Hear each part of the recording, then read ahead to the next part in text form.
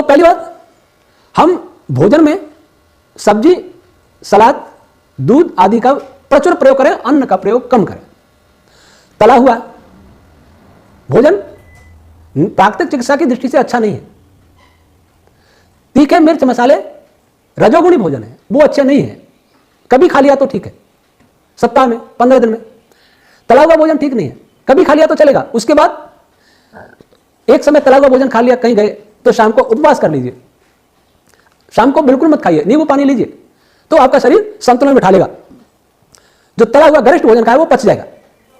ऐसे आप करेंगे तो कोई कठिनाई नहीं होगी।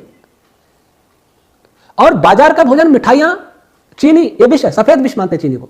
चीनी और नमक, नमक खाए तो सेंधा, बाकी नमक विष के समान। आज बाजार में जाते हैं, किसी भी होटल में जाओ, होटल वाला यह देख के भोजन बनाता है कि खाने वाले को स्वादिष्ट लगे। उसे इस बात से कोई सरोकार नहीं है कि खाने वाला बीमार होगा कि स्वस्थ रहेगा इसको खाके। उसको पैसा कमाना, और आपको भी स्वास्थ्यवर्धक खाना ही नहीं है, स्वादवर्धक खाना, स्वादिष्ट खाना। तो जैसा ग्राहक चाहेगा वैसा होटल वाला बनाएगा। और होटल वाला कोई आयुर्वेद का विशेषज्ञ तो है नहीं, तो स्वाद का विशेषज्ञ है। तो होटलों के भोजन से बचें, आपात स्थिति को छोड़ करके।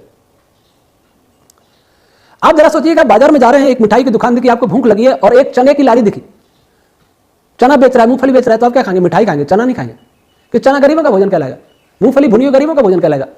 इस मानसिकता को बदलिए। चना शुद्ध तो है, मूंगफली शुद्ध तो है, मिठाइयों में चीनी डाली है, उसमें विष है। अगर उसमें मावा है, खोआ है, वो कैसा है हम नहीं जानते। उसमें तेल डाला है, घी डाला, वो कैसा हम नहीं जानते। जिसको हम नहीं जानते उसको खाने की इच्छा क्यों करें? मर तो नहीं जाएंगे नहीं खाएंगे तो। कुछ भी ना मिले तो खा लीजिए, कोई बात नहीं, प्राण बचाने के लिए।